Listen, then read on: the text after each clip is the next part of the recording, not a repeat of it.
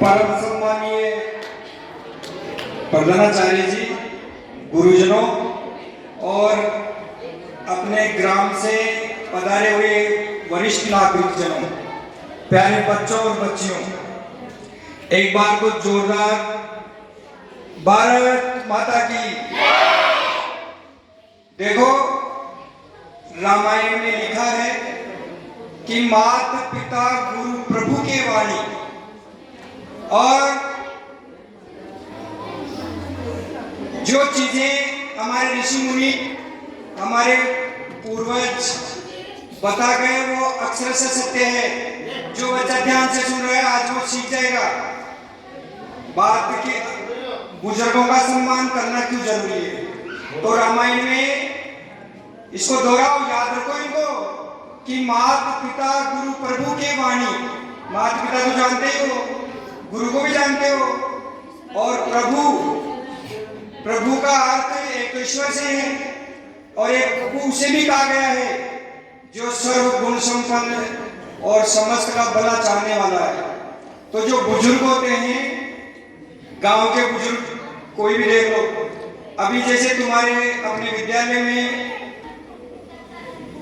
Table कुर्सियों की जरूरत पड़ी, बोर्ड परीक्षा के लिए स्टूल की और टेबल की जरूरत पड़ी, तो हमारे गांव के बुजुर्गों ने सबसे आगे आकर के 80 साल के 85 साल के बुजुर्ग पूरे गांव में 10-15 दिन घूमे, और किसी ने उनको दिया, किसी ने नहीं दिया, लेकिन फिर भी 2 लाख का कलेक्शन करके 2 लाख रुपए इकट्ठे करके और आपके लिए यहाँ पर टेबल और स्टूल की व्यवस्था की।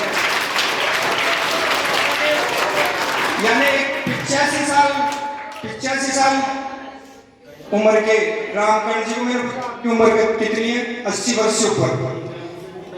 और रामकिशन जी ये बेटी है, रामकिशन जी के लिए भी ताली बजाओ। हाँ, तो क्योंकि ये अपने जीवन में सब कुछ देख चुके होते हैं, इनके पास बहुत बड़ा अनुभव होता है, और इनके मन में एक ही भावना आ जाती है, अपना पराया इनमें मिट जाता है, क्योंकि पूरा जीवन देख चुके होते हैं और एक ही बात रहती है कि भाई सबका भला हो। तो प्रभु उनको भी कहा गया है जिनके मन में सबके प्रति भला हो, भले की भावना हो। तो माता पिता गुरु प्रभु के वाणी, और बिना ही विचार करिए शुभ जानी। दोहराओ मेरे साथ मन में, माता पिता गुरु प्रभु के वाणी, बिना ही विचार, बिना विचार किए ही, ऐसा नहीं भाई उसमें विचार करें, बिना विचार किए ही करिए शुभ जानी। जो वो कहते उसको शुभ जानकर उससे अपना कल्याण समझकर वो काम करना शुरू कर देना चाहिए। तो इसलिए सबसे पहली बात है कि आज के समय में, आज की स्थितियों में, पहले क्या है कि सामूहिक परिवार होते थे, परदादी से भी लेकर के पोते तक 100 लोगों की पारिवारिक व्यवस्था थी, 100 लोग होते थे परिवार में। तो सबको अपने छोटों से प्रेम करना, बड़ों के साथ संवाद करना, अपने हम उम्र के साथ मिलजुल करके, ये सारी शिक्षा वह परिवार में मिल जाती थी। आप परिवार टूट गए, एकल हो गए, बच्चे स्कूलों में भेज दिए जाते हैं और जाते हैं, बच्चा पूरे परिवार में नहीं रहता है, तो बुजुर्गों के पास नहीं रहता है, तो बुजुर्गों का सम्मान करना, उनकी बातों का फायदा उठाना, उनके अनुभवों का अपने जीवन में लाभ लेना भूल गया है। पहले रास्ते में कोई जाते होते थे और बुजुर्ग मिल जाता था ना, तो उसके स्पर्श करते थे। आप में से कितने बच्चे हैं जो रास्ते में आते जाते तो बात ही अलग है, अपने माता पिता के घर भर आपसे जो बड़े हैं, माता पिता दादा दादी, हाथ खड़े करो, उनके चरण आता है। ईमानदारी होनी चाहिए, और जो नहीं आते वो खड़े हो जाओ और याद नीचे कर लो। जो चरण स्पर्श ब्रश करके नहीं आते स्कूल आते समय या सुबह उठते समय। ईमानदारी से खड़े हो जाओ। अपने माता पिता के, ईमानदारी बहुत अच्छी चीज है। अरे कल से शुरू कर देना, कोई फर्क नहीं पड़ता, लेकिन मन में ईमानदारी होनी चाहिए। मन में ईमानदारी होनी चाहिए। चलो बहुत बढ़िया, आपने अरे ईमानदारी का प्रदर्शन किया। अब यह है कि भाई कल से जो अपने माता पिता के घर में बुजुर्गों के चरण स्पर्श करके आएगा वो बैठ जाओ। जिसके मन में भाव ना हो याद रखना, सब कल से और आज घर जाते ही अपने माता पिता के शाम को चरण छू के ही तो सोओगे और उठते ही चरण छूओगे। स्कूल आते समय चरण छू करके आओगे, क्योंकि उनका जो ही आप पर हाथ उठेगा ना और उनके मन से कि कल्याण हो, तेरा भला हो, तेरी उम्र लंबी हो, तो वास्तव में तुम्हारा कल्याण होगा, तुम्हारी उम्र लंबी होगी। अब एक छोटी सी कहानी सुनाता हूं मैं। देखो बुजुर्गों का, बड़े लोगों का क्या महत्व है। एक राजा था। कौन था? राजा के जो मंत्री थे ना, कुटिल थे, कुचाली थे। राजा वो कहते थे जो ही मान जाता था। तो राजा को ऐसा समझा दिया कि राजा जी जो अपने जितने भी बूढ़े बुजुर्ग हैं ना, ये सब फालतू नहीं खाते हैं, बैठे रहते हैं, काम भी नहीं करते हैं। इनको तो राज्य से बाहर निकाल दो, तो अपनी बचत हो जाएगी बहुत सारी, और इनको सारों को राज्य से बाहर निकाल के निर्जन पहाड़ पर छोड़ दो। तो राजा बुद्धि में कम था, बुजुर्गों की सेवा किया हुआ नहीं था, तो उसके वो जज गई कि यार सही है, तो बैठे बैठे रहते हैं, कुछ भी नहीं करते हैं। तो अगर उसने आदेश निकाल दिया कि जाओ इनको निर्जन स्थान पे छोड़ के आ जाओ, और जो नहीं छोड़ेगा उसको दंड दिया जाएगा। अब सब राजा के आज्ञा का पालन करते ही सबने बुजुर्गों को अपने घर में से, माता पिता को, दादा दादी को आग पर छोड़ दिया जा, दूर जहां से वो नहीं आ सकते।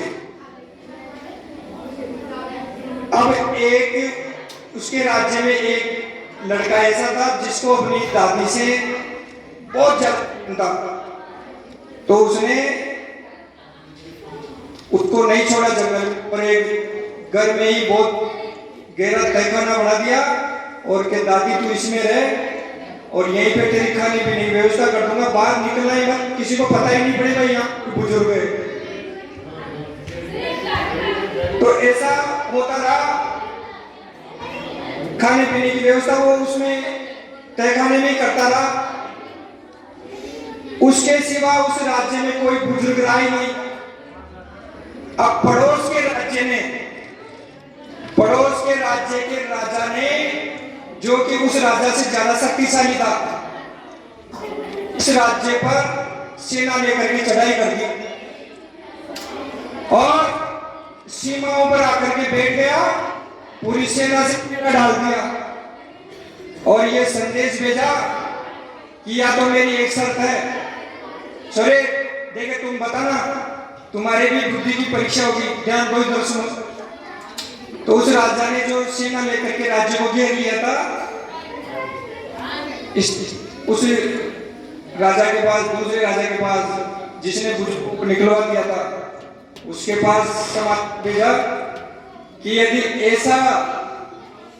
ऐसा ढोल अगर तुम मुझे देवे जो बिना किसी के बजाए बजे, ऐसा ड्रम डोल होता है ना, बांड डोल बजाते, बड़ा बड़ा डोल, तो ऐसा ढोल अगर तुम मेरे पास लेकर के आ जाए जो बिना बजाए बजे, ऐसे अपन वो ढोल के उससे देते हैं ना लकड़ी से तब बजता है, या हाथ से देते तब बजता है, तो ऐसा ढोल बना करके दे दे कि बिना लकड़ी के, बिना डंके के ही बजे।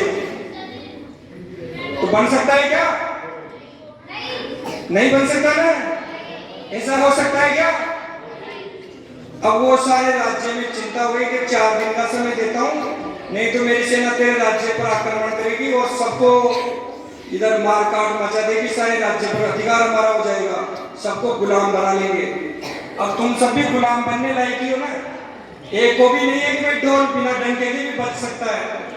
अब सारे राज्य में सन्नाटा छा गया, आतंक छा गया, लोग दुखी हो गए। तो वो जो बेटा था ना, वो दादी का पोता, उसका भी चेहरा उतर गया। जब दादी के पास खाना लेके गया तो इसे बिल्कुल दुखी मन से गया। तो दादी ने पूछा, भाई बेटे तेरे चेहरे पर आज ये दुख का भाव क्यों है, तू दुखी क्यों है?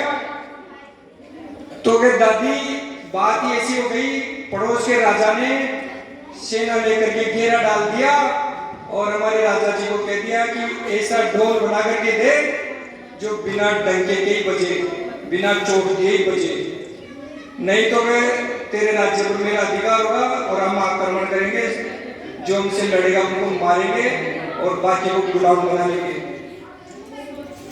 तो वो दादी ने कहा कि बेटा इसमें तो कोई चिंता की बात ही नहीं। तो कैसे कि मेरे को ले चल राजा जी के पास। ठीक है, तो राजा जी के पास के राजा जी में बना वो गई ना दादी, तो दादी गई तो राजा अब तो उस भाव में थोड़ा ही था, भाई बुजुर्ग कैसे आ गए, राजा को तो दूसरे राजा की चिंता थी। तो उस पोते ने कहा राजा जी से कि भाई मेरी दादी बना के दे सकती है ऐसा ढोल, कि बहुत अच्छी बात है। तो उसको दादी को कह दिया गया भाई बनाओ। तो ढोल बनाने के सामान मंगा लिए, ढोल आ गया और उसके चारों दोनों तरफ जो चमड़ा लगता है वो आ गया, बनाने वाले कारीगर आ गए। फिर दादी ने कहा कि भाई अब है ना जो ये मोटे मोटे भूरे होते हैं ना, भूरे और मधुमक्खी मोटी वाली, ये मंगाओ। तो 50-100 वो मधुमक्खियां मोटे बोरे मंगा लिए और उस ढोल के अंदर रख के और फिर ढक लगा दो इसके, वो दोनों तरफ चमड़ा लगा दो, पैक कर दो, ढोल बना दो इसका। अब वो बन गया ढोल। अब वो अंदर बोरे थोड़े थोड़े छोटे छोटे छेद भी रख दिए ताकि हवा जाती रहे, शासन करते रहे। तो ऐसे ये कीड़े मकोड़े बिना खाए भी 2-5 दिन नहीं मरते हैं, हवा चली जानी चाहिए, हवा के लिए छोटे छोटे छेद रह गए उसमें। अब वो अंदर उड़ते हैं ना, इधर उधर उड़ते हैं, तो मोटे मोटे बोरे इधर उधर उसके ढोल के टकराए, तो वो जो ही टकराए तो ढम ढम ढम ढम वो ढोल बन गया। और ये ढोल बनते ही उस दूसरे राजा के पास ले गए। उस राजा ने ढोल लेकर के कि भाई चलो मेरा वचन था, और वास्तव में वो बज रहा, डम डम डम बज रहा। तो राजा ने कहा भाई मेरा वचन था, भाई ऐसा ढोल बना करके तू दे देगा तो मैं आक्रमण करना छोड़ दूंगा, वापस चला जाऊंगा। वो राजा वापस चला गया। इधर इस राजा को अपनी गलती का एहसास हुआ, सारे राज्य के लोगों को एहसास हुआ कि भाई बुजुर्ग आज ये दादी नहीं होती ना तो हमारे राज्य पर आक्रमण होता, सब लोग मारे जाते और गुलाम बना लिए जाते। तो उस दादी को तो सबने प्रणाम किया, राजा ने भी अपनी गलती की माफी मांगी और सब राज्य के लोगों को कहा कि जाओ वापस पहाड़ पर, और जहां भी अपने वो बुजुर्ग जो अपने राज्य से बाहर निकाल दिए उनको लेकर के आओ और उनको ससम्मान यहाँ पर अपने पास रखो, उनकी सेवा करो, उनकी ज्यादा पूछताछ करो। तो इस प्रकार बुजुर्गों का जो हमारे पास इनका संरक्षण है, हमारे ऊपर जो हाथ है, इनका जो हमारे को संरक्षण मिला हुआ है, इनका आशीर्वाद मिला हुआ है, यही हमारे कल्याण का कारण है। और जो अपने माता पिता की, अपने गांव के बुजुर्गों की और इस विद्यालय के गुरुजनों की आज्ञा का पालन करता है, उनके सामने सदा नमन करता है, उसका कल्याण जीवन में निश्चित है। चाहे वो नौकरी लगे या मतलब हो, नौकरी नहीं लगते हैं तब भी बहुत सारे लोग दूसरे प्रकार के रोजगारों में बहुत आगे बढ़ जाते हैं। तो यही बात कहकर के मैं आशा करता हूं कि कल से, सही बात है ना, कल से सब अपने माता पिता की आज्ञा का पालन करोगे, गांव के बुजुर्गों की आज्ञा का पालन करोगे ना? जोर से बोलो। और सब अपने माता पिता को कल से प्रणाम करके आओगे, करोगे? धन्यवाद।